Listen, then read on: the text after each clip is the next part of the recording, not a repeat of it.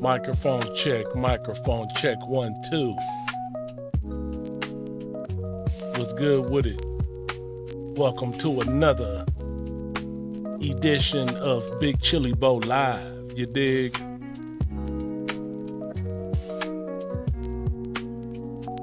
I'm gonna let the music play for a minute, see if anybody tap in. It's all good.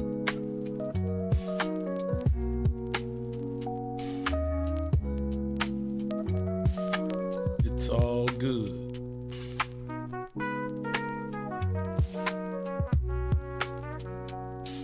We gonna talk about something that's feel good on mine. So many bad things in the world going on. I just wanted to talk about something that makes me feel good. Something I got good memories about. Oh, what I'm talking about? We talking about vinyl records, baby. We talking about that wax. Oh yeah. For the OGs, the old schoolers, you dig?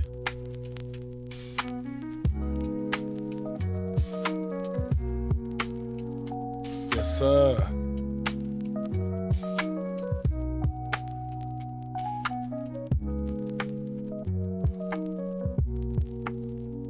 Talking about that wax, baby. So now if you know what I'm talking about, you gotta be of a certain age, of course. Because only the old school folk know what we talking about when we talk about vinyl. You know, that feeling of putting that record on the turntable, the smell of the wax, the whole presentation, to be real about it.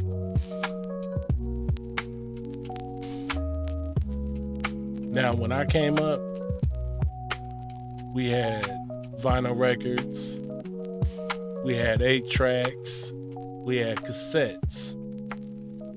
That digital era hadn't came around yet, so all we were doing was living in the analog era, you know? But the whole thing about it, that nostalgic feeling was just so different. It was just a whole different feel, you know? It's like when you went to the record store, it was like an event. It wasn't like going online, going to Spotify or Apple or iTunes and all that. Nah, it was nostalgic, man. I mean, when you walked in the record store, you just seen records on every wall. You just saw crates and containers of records. I mean, it was really an event, man. I first remember when I was a youngster. Man, I probably couldn't have been more than 5 or 6 years old. The Jackson 5 had came out with an album called ABC. And we had a record store on the corner. And man, I begged my mom to take me down there to buy that album. And I mean, that was just a good feeling, man. You got to look at the artwork. You got to take the record out the sleeve and read the producers. And back then, you know, the records had the words to the songs, had the lyrics, so you can read along with the record while I played. Man, I mean, it just was such a beautiful thing, man.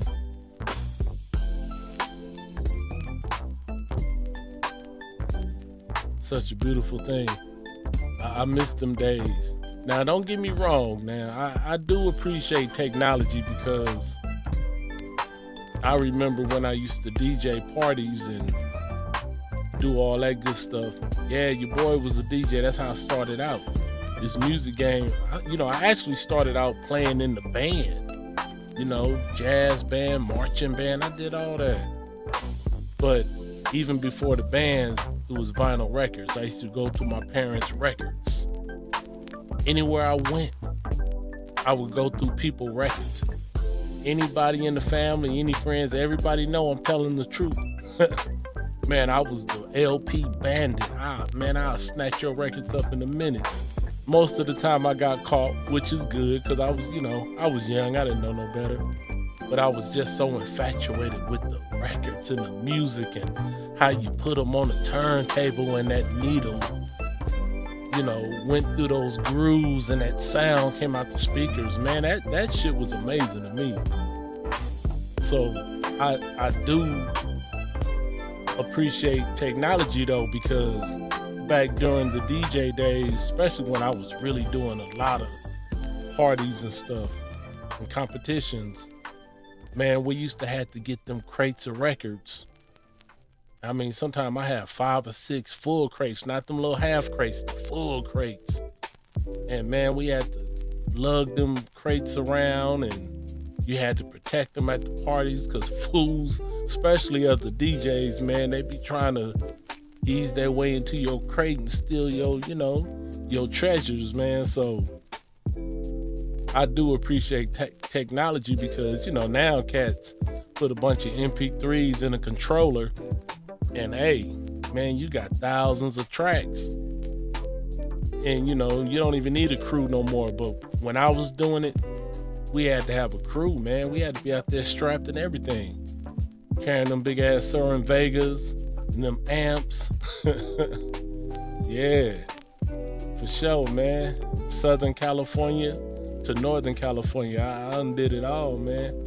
But one thing that has always stayed close to me is the vinyl records.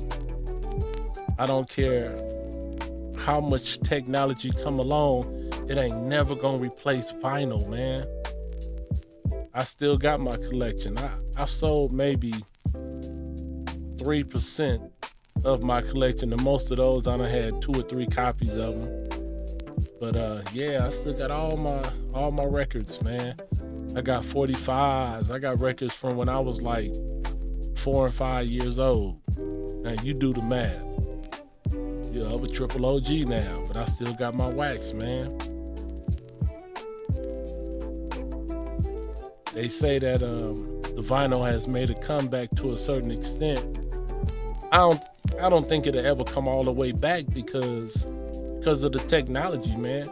But a lot of people now, that are younger do collect records. They kind of understand, that nostalgic feeling, the difference between having an MP3 on some platform that you got to subscribe to, and the difference of owning your music. You can own it, you can play it whenever you want, you can take it wherever you want. It's a big difference, man. Yeah.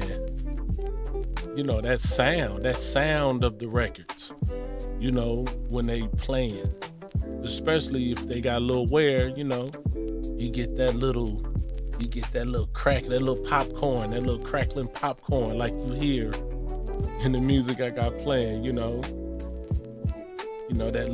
little crackling, Yeah. Yeah, man, I miss them days, man, but it's all good. I still got mine, still got, DJ set up and all that. But yeah, I just want to tap in and touch bases on something that make me feel good inside, man, because we got enough bad stuff going on in this world, man. And man, I just want to talk about something good. Oh man, I'm sitting up here tripping, man. Is this motherfucking video, is this live stream on public or private? Damn. Man, hold on, let me go check this out. I think this motherfucker on private. Hold up.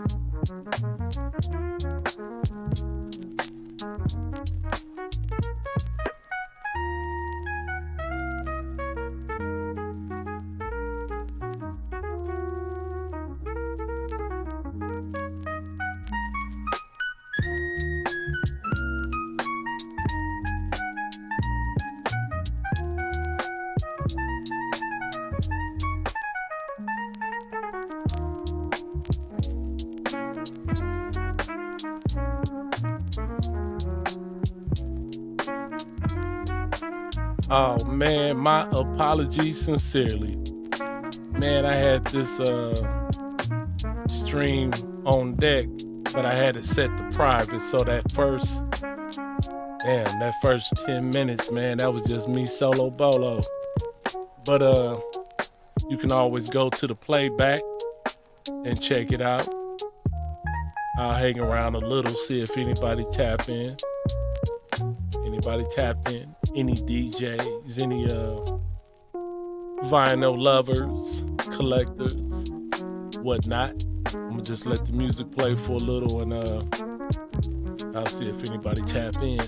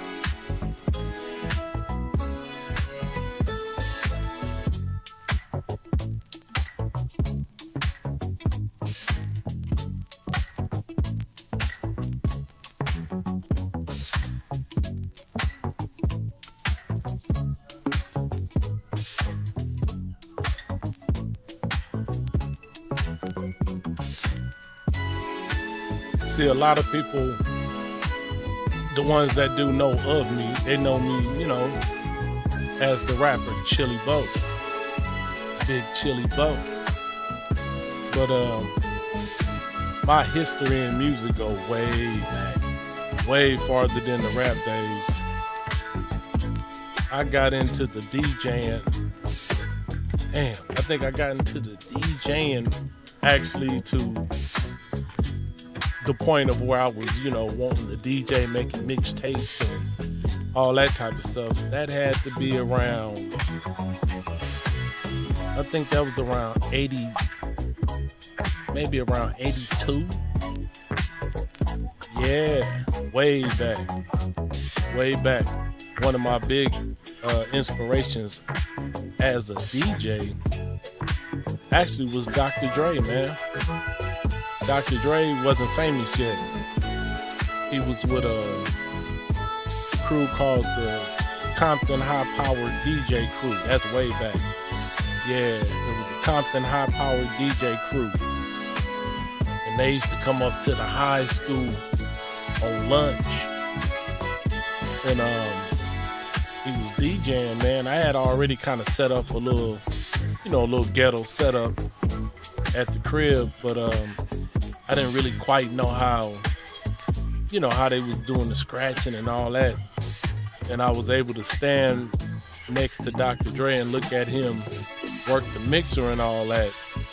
I didn't even have a mixer back then, but I was looking. When it comes to this music stuff, man, I'm very smart. I pay attention. And I was just looking at the movements of his hands, and I put two and two together. And I'm like, oh, that thing that's going side to side. Now, I know as a crossfader, man, he was, cutting out the sound and putting the sound back in with the movements of his hand. And I used to walk around moving my hands, simulating like as if I had a mixer. but on the real, I had two component sets. The old stereos that they usually had like an 8-track, a cassette with a radio, AM, FM on the front. And I had put scratch pads and all that. And I used to use the volume control. And I got so good at it, man. I was making mixtapes, and people thought I had a setup, but I actually had just some old stuff I had around the house. Mom's old stereo and one that she had got me, and I got good at it, man. I'm telling you, I got good at it. And so, I've been in it that long. But Dr. Dre was a big inspiration because, back in that day, he was accessible. So he was cool enough to chop it up with me and, gave me a little encouragement. And that was the last time I ever, seen him in real life. But he was a big inspiration. And then there was so many other DJs to come along back in that day. I mean, who we had, like the Egyptian Lover. He was on the scene back then. And then we had DJ Bobcat. Oh man, it was a lot of them, man. Come along later like DJ Joe Cooley, DJ Aladdin. Yeah, of course you had the ones that was, popping on the East Coast like Jam Master Jay. Too many to name, man. Just too many to name. DJ Tap Money, all them guys, man. And so, by that time, man, by the time like 85, 86 came along, man, I was deep in it. I had so many records, man. I was going to the record store daily. And then eventually I was getting records from the record pool. I mean, it got like out of hand. It got out of hand, but it's something that I used to really love to do. So man, anything I love to do, I just get fully engulfed in it. So yeah, I got into the rapping. That had to be that was about 84. But I wasn't trying to make no music like that. When 86 came along, no, 85, I think that's when the King of Rock came out. Rockbox and all that stuff was already out, I think, but King of Rock. And that's when I actually attempted to write my first rap. I was always good at freestyling, but the DJing was always the foundation. So that's how I was able to go up in the studio and learn how to make music real good, because I was already a DJ. My timing and all that was already immaculate. So like drum machines and all that was nothing. We used to have them at my partner Crush house. We had set up over there. So like we rocking the Dr. Rhythms, the Rollin 909s, 808s, all that type of stuff, man. So when it came to the studio, it really wasn't much. But the DJ and the vinyl records was always that foundation, man. So I always admired a lot of the DJs, man. That's why a lot of the DJs end up being some of the dopest, rap artists, man. Like DJ Quick, just super talented, but that DJ is on the front of his name because, that's the foundation, man. Yeah. Gotta love it, man. Much love to all the DJs out there, man. To the classic DJs, the ones that done passed away, and the up and coming DJs, But the vinyl DJs always gonna have that special respect, man, because, when you come from the dirt, from the soil with this stuff, man, it's just a whole different game. Oh, man, I gotta throw a shout out to my boy DJ Igor Beats. Man, one of the best DJs ever, man. Actually, my protege. DJ Igor, my protege. He'll tell you, he the person I taught how to DJ that I feel he will always be better than me, but he's like the best student, man, because he took it and ran with it. Yeah, town business, man. Yeah, shout out to bottom of the basement, man. Yeah, partner, Big Bo. One love, baby. Yeah, let me check and see if anybody done tapped in. If not, man, I'm gonna shut this thing down. But hopefully, person didn't get a chance to tap in on that first 10 because I had it on private, man. Check it out and listen to the replay, man. And I'm gonna be coming back with more. I got a lot of stories, but it's just trying to get them all in my head the right way to say them. But I got a history, man. I got a history in this music game. Got a history in this game, man.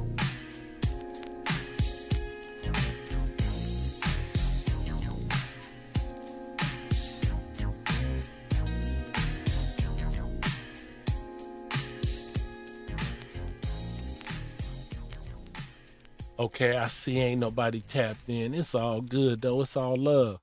Just got to keep going, man. It's recorded, so it becomes a part of history, so that's all good. That's all good, man.